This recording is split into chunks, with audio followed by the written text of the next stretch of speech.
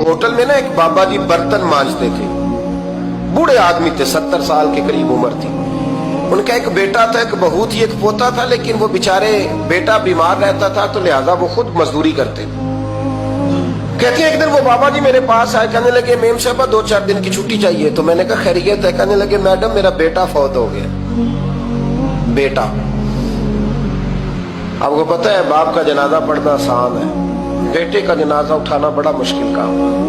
कहती है मैं कुछ लिख रही थी, मेरे हाथ से कलम गिर गया, मैंने खुद गाड़ी भेजी, बाबा जी गांव चले गए जहां वो रहते थे।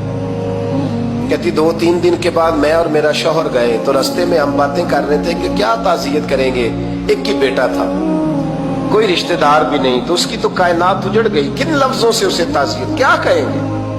कहते जब हम गए तो वो टूटी हुई चटाई पे बैठा था, कुछ लोग करीब थे, हमने जाके कहा बाबा आप मुसलमान हैं, हम आपको क्या नसीहत करें, एक ही बेटा था, कि किस तरह करके हम आपको तसल्ली दें। तो कहते उसने आंखें खोली, बूढ़ी आंखों में ईमान की रोशनी,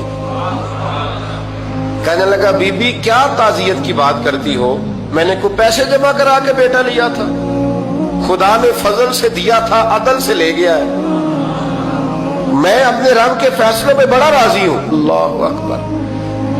वो खातून कहती है कि वो बाबा जी से मैंने कहा कि चलो आप 1 महीने की छुट्टी कर ले, तो कहने लगा नहीं मैडम मैं मुसलमान हूँ, मुफ्त की रोटी नहीं खाता, मजदूरी करके खाता हूँ, मैं इंशाल्लाह 2-3 दिन के बाद काम पे आ जाऊंगा। कहती वो चंद दिनों के बाद आ गया, अल्लाह की कुदरत के अभी 2-3 माह गुजरे थे, फिर आया, मैडम छुट्टी चाहिए कुछ दिनों की। मैंने कहा खैरियत है? कहने लगे वो मेरी बहू भी हार्ट अटैक से फौत हो गई।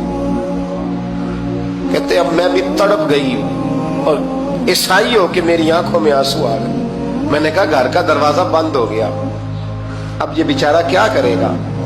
वो अपने शौहर के गम में हार्ट अटैक से फौत हो गई। कहते हम फिर 2-3 दिन के बाद ताज़ियत के लिए गए, फिर टूटी हुई चटाई, बूढ़ा ना अपनी उंगलियों से जमीन पर कुछ बना रहा।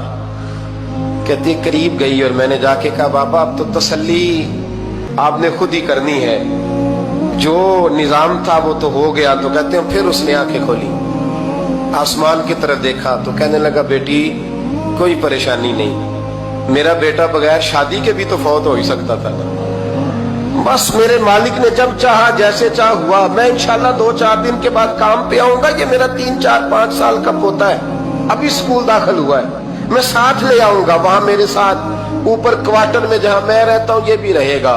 कभी कभी मैं देखती छत पे खड़े होके कि दादा घोड़ा बना हुआ है और पोता सवारी कर रहा है, वो सवेरे उठता उसको स्कूल छोड़ के आता, शाम को लेके आता, प्यार करता, मोहब्बत करता। तीसरी मंजिल पर हमने क्वार्टर दिया हुआ था, वहां दादा पोता रहते। अल्लाह तो बड़ा बेनियाज है। कहती है इकबाल एक दिन ना पोता ऊपर वाली मंजिल पे खेल रहा था, उसका पैर फिसला, वो गर्दन के बल जमीन पे गिरा, मुझे खबर हुई तो मैं दौड़ी, एम्बुलेंस मंगाई, खून से लिथड़े हुए उस बच्चे को दादे ने अपनी गोद में रखा। और जब हम अस्पताल की तरफ गए तो हॉस्पिटल बाद में आया, जनाबे इजराइल पहले आ गए और कहते वो गोद में दम तोड़ गया। फिर दादे ने उसे अपने हाथों से गुस्ल दिया, फिर उसने अपने बूढ़े हाथों से कब्र खोदी और फिर मिट्टी डाल के कहने लगा इन्ना लिल्लाहि व इन्ना इलैहि राजिऊन, जे सोना ही मेरे दुख विच राजी, जे सोना ही मेरे दुख विच राजी। फिर सुख नु चुल्ले डावा। कहते वो मिट्टी डाली उसने और जब वो वापस पलटा तो मैं बाजू से थाम के होटल करीब लाई और मैंने उसके करीब कहा कि बाबा तू टूट गया है, तू बिखर गया है। तो कहते हैं यूं उसने हाथ रखे और यूं आंसू छटक दिए। कहने लगा मैडम क्यों क्यों, मेरे अंदर कोई अकीदा नहीं, मैं कोई लवारस हूं, मेरा कोई रब नहीं, मैं क्यों परेशान रहूंगा, मैं तो पका हुआ फल हूं, थोड़े दिन गुजरेंगे कब्र में जाऊंगा और जब जन्नत में जाऊंगा तो अल्लाह मेरी बेटे से भी मुलाकात कराएगा, मेरे पोते से भी मुलाकात कराएगा, मेरा रब सारी मुलाकातें करा देगा, मैं अपने अल्लाह की रजा पे बड़ा राजी हूं। वो खातून कहती है मेरा और मेरे शौहर का कलेजा फटने लगा।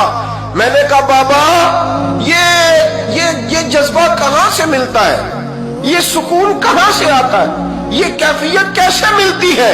مجھے کہنے لگا تو نے لینی ہے؟ میں نے کہا تو کہنے لگا تو بھی گنبد خضرا والے نبی کا کلمہ پڑھ جا، اللہ تجھے سکون عطا کرے۔